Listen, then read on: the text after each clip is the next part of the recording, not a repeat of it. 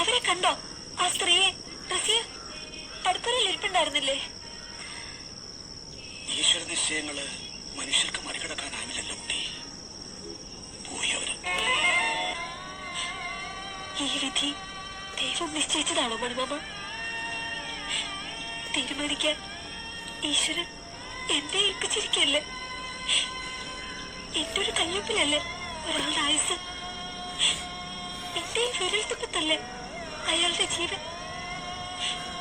അപ്പോ ഞാനത് നിഷേധിച്ച ദൈവം അയാളോട് കാണിച്ച ദയ ഞാൻ കാണിക്കാതിരിക്കല്ലേ?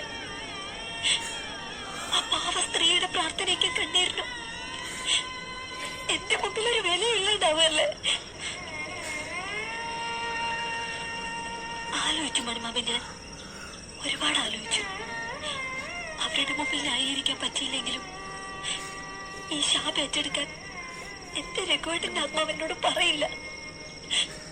ശാപം കിട്ടും ഞാൻ ആ സ്ത്രീയെ ഉപേക്ഷിച്ച. എനിക്ക് കാണണം അവരെ, ഒപ്പിട്ട് കൊടുക്കണം മണിമാമൻ. ഞാൻ